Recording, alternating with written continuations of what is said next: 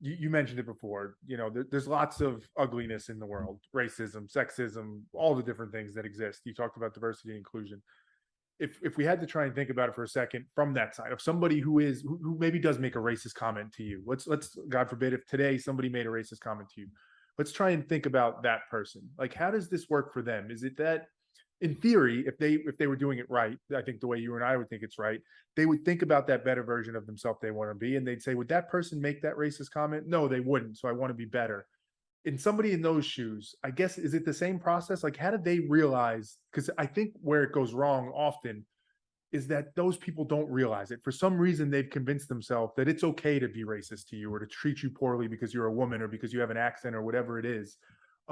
Is it this same process that would help them realize that's not their true self? That isn't actually the way you should be acting? But what if that's their true self? I know. That's what I worry about. That's the I right mean, like question. there are people that are mean I that know. they Is that it? decide Yeah. that this is the life they want to lead, and they decide to look down on people. Yeah. That they're happy with it. I don't know if they're like they can convince themselves that that's the right way to live, but do I believe that we as human beings are happy by being mean? I don't think so. I mean, I don't think that you can lie to yourself and you can say to yourself, well, this is the way where the world is, and there's people that belong and people that don't belong. And I'm just gonna go through the world telling people that. I mean, even when I feel like so much um it takes so much nastiness to be mean to other people. Yeah. And I do believe in like energy. And I feel it when I'm being my best self. It's very rare that I'm going to say something negative about anything because I'm going to look for the good thing in everything because I'm in a good mood and I'm great and I'm thinking about my higher self and I'm like very excited. So when you're like that, when you're like on cloud nine, it's very hard for you to be negative or mean about anything. That's why I say that one of the roles that we have in life, when people say like, do you have a certain role that you have to fulfill in your life? Yes, to be happy.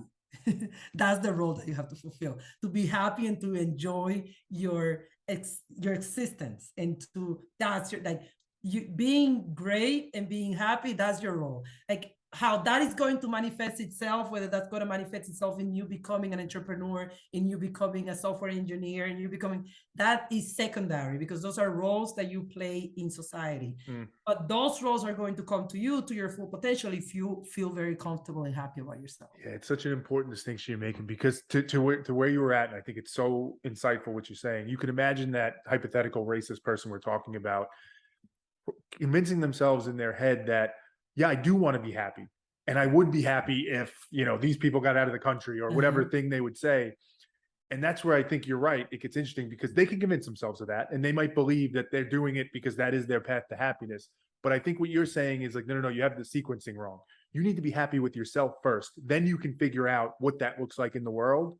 You're not happy with yourself and you're searching for it by putting other people down or hurting somebody else. And that can't be. You have to get there first for yourself. And if you want to even take it a step further, if you're saying like something externally needs to happen for me to feel happy, then you are depending your happiness in things that are external. And when you convince yourself that happiness is an external thing, well, let's say that the people get out of, or those people are not there anymore, you're going to look for something else to make you happy. Right. Because the happiness doesn't come from inside. Yes. So it's a habit. It's like even the mind, the programming, everything that we do is habit, and it's a way that our brain operates. Yeah. So if you have convinced yourself that happiness comes from external thing, that's why you may have people that they think, oh, when I get this diploma, I'm going to be happy. They get a diploma. You know what your brain does? Well, you've taught me that the only way that you're happy is by achieving external thing. So let's go for the next thing, and then let's go for the next thing, and let's go for the next thing. But when you learn to nurture happiness from inside, then you get a diploma, not because it's going to bring you something, but because you want to. You know what? I do want to get a diploma. I do want to get that job. I do want to work on this or do that. But that job is just a role that you play. It's something that you can go and do. It's not your condition to exist happy in this world. Well, and I think it speaks to beautifully why the work you're doing and this work that we're talking about is so important. Because just to finish the thread on the racism, the racist point, in that hypothetical person, I think, and let's stick with what you're saying, if they went and got that diploma, if they did the thing for them that made them happy, I have to bet, I don't know anything for sure, but they would quickly realize, like, I don't have a problem with black people or immigrants or people that speak differently or women. Like that was now that I'm happy, I see how stupid that is. I see how stupid it is for me to think that those people were somehow causing me to be unhappy. It was about me. Like they would realize that. And I firmly believe this. The more people, kids even, I think the more we can get kids to understand this mindset and realize what it means to know yourself, know your true inner voice, figure out what makes you happy. A lot of the hate, the nastiness, the racism, the sexism we see in the world would naturally dissipate because it's all fueled by that.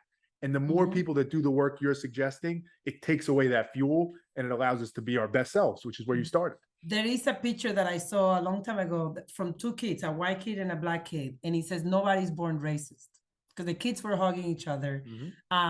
And I do believe that. I don't believe like there is like a certain gene that makes No. you racist or anything like that. I think is you grow up and people start telling you, well, those people you got to be careful and this and that, and then And it's then your very harmful for our insecurities come in society. and you Yeah. start, and then your insecurities come in that just generally are there and you And feel then you're bad. like, it's because of them. And then there's the easy target. It must be Mhm. them.